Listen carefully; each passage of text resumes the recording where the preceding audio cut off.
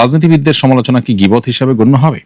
রাজনীতিবিদ হয়ে গেলে তাদের সমালোচনা জায়েজ হয়ে যাবে না, হালাল হয়ে যাবে না। তবে হ্যাঁ, রাজনীতিবিদদের এমন কোনো কর্মকাণ্ডের সমালোচনা আপনার নিষিদ্ধ গীবতের আওতায় পড়বে না যেটার ফলে জাতির ক্ষতি হয়। জাতীয় বা আপনার জাতির যে ক্ষতি আছে তার অবস্থানগত কারণে, তার আচরণগত কারণে সেটা সমালোচনা করা যাবে। ব্যক্তি হিসাবে তার সমালোচনা যদি আপনি করেন, যেটা আসলে কোনো জাতীয় বিষয় না বা যেটার সাথে তার রাজনীতিবিদের কোনো সম্পর্ক নাই, মানুষ হিসাবে মানুষের ভালো মন্দ থাকে, সেটা সমালোচনা করেন, সেটা অবশ্যই অন্য 10টা গীবতের মতো গীবত হবে এবং নিষিদ্ধ হবে।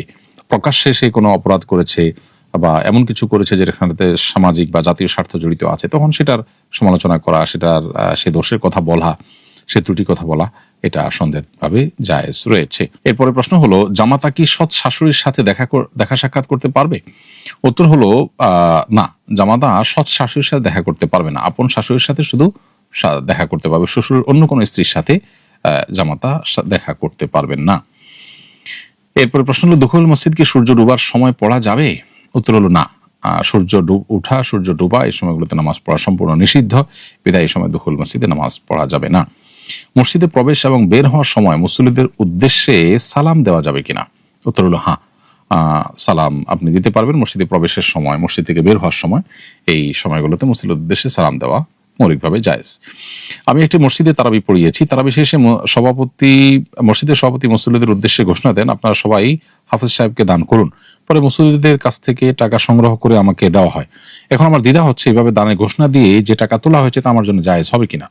প্রথম কথা হলো যে খতম তারাবিতে কোরআন তেলাওয়াত শোনানো হয়, এটার বিনিময় গ্রহণ করা উলামায়ে কেরামের মতে জায়েজ নয়।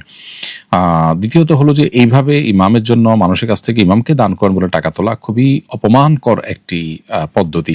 ইমাম সাহেবদের উচিত এই বিষয়গুলোতে মসজিদ কমিটির লোকদের উচিত, দায়িত্বশীলদের উচিত এই বিষয়গুলোতে আরো দায়িত্বশীলতার পরিচয় দেওয়া। এরপরে প্রশ্ন হলো, শুনেছি জুমার আজানের পর কেনাবেচা নিষেধ, এর দ্বারা কোন আজান উদ্দেশ্য, প্রথম আজান নাকি দ্বিতীয় আজান? উত্তর হলো দ্বিতীয় আজানের পর কেনাবেচা নিষেধ, এটা সর্বসম্মতিক্রমে। আর অনেক উলামায়ে কেরামের মতে প্রথম আজানের ক্ষেত্রেও একই বিধান প্রযোজ্য, অর্থাৎ প্রথম আজানের পরেও কেনাবেচা করা জায়েজ নয়। তবে এটাতে সবাই একমত নয়, এটা একদল উলামাদের মত।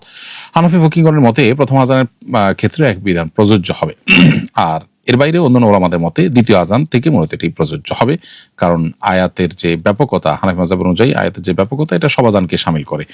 আর যারা বলেন যে দ্বিতীয় আজান থেকে প্রযোজ্য হবে, তাদের বক্তব্য হলো যে মূলত প্রথম আজানটা নবী করিম সাল্লাল্লাহু আলাইহি ওয়াসাল্লামের সময় ছিল না এবং আয়াত নাযিল হওয়ার সময় ছিল না, দ্বিতীয় আজানটা ছিল, বিধায় দ্বিতীয় আজানটাই হলো এখানে উদ্দেশ্য।